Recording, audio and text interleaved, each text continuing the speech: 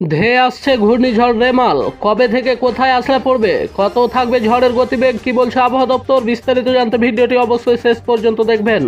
মে মাস এমনিতেই ঘূর্ণিঝড় প্রবণ মাস। অধিকাংশ বছর মে মাসের শেষের দিকে বিভিন্ন সময় বাংলা সহ বঙ্গোপসাগরের তীরবর্তী বিভিন্ন এলাকায় ঘূর্ণিঝড় আছড়ে পড়তে দেখা গিয়েছে। অবশ্য বঙ্গোপসাগরের উপর ঘূর্ণিঝড় তৈরি হওয়ার ক্ষেত্রে কেবল মে মাস নয়, অক্টোবর মাসও ঘূর্ণিঝড় প্রবণ মাস হিসেবে পরিগণিত হয়। মূলত সমুদ্র পৃষ্ঠের তাপমাত্রা বৃদ্ধি পাওয়ার পরই ঘূর্ণাবর্তে তা থেকে নিম্নচাপ এবং সেই নিম্নচাপ ধীরে ধীরে শক্তি সঞ্চয় করে ঘূর্ণিঝড়ে পরিণত হয়। সম্প্রতি বঙ্গোপসাগর ঘেঁষা এলাকা বাংলাদেশ, উড়িষ্যা, পশ্চিমবঙ্গ সহ বিভিন্ন জায়গায় গত কয়েকদিন ধরে তীব্র তাপপ্রবাহ চলার পর এখন ঘূর্ণিঝড়ের ভূকুটি দেখা দিয়েছে।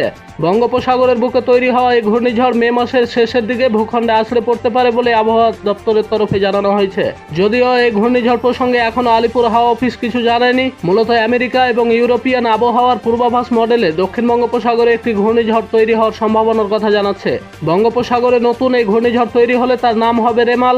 এখনো পর্যন্ত এই ঘূর্ণিঝড় প্রসঙ্গে সেইভাবে কিছু আপডেট পাওয়া না গেলেও অনুমান করা হচ্ছে দক্ষিণ বঙ্গোপসাগরে ওই ঘূর্ণিঝড় তৈরি হওয়ার পর উত্তর দিকে ধেয়ে যাবে এবং ধীরে ধীরে শক্তি সঞ্চয় করবে। 20 মে থেকে 27 মের মধ্যে ঘূর্ণিঝড় বাংলাদেশ এবং পশ্চিমবঙ্গ উপকূলবর্তী এলাকায় আছড়ে পড়তে পারে। তবে তার আগে পশ্চিমবঙ্গের দক্ষিণবঙ্গ জুড়ে ফের একবার তীব্র গরম লক্ষ্য করা যাবে। দক্ষিণবঙ্গের বেশ কিছু জেলায় ফের একবার সর্বোচ্চ তাপমাত্রা পারদ 40 ডিগ্রি পার করবে। কিছু কিছু জেলায় যেমন পশ্চিম মেদিনীপুর, পুরুলিয়া, বাঁকুড়া, ঝাড়গ্রাম, পশ্চিম বর্ধমান, বীরভূম, মুর্শিদাবাদ জেলার সর্বোচ্চ তাপমাত্রা 41 থেকে 42 ডিগ্রি পার করতে পারে বলেও আশঙ্কা করা হচ্ছে।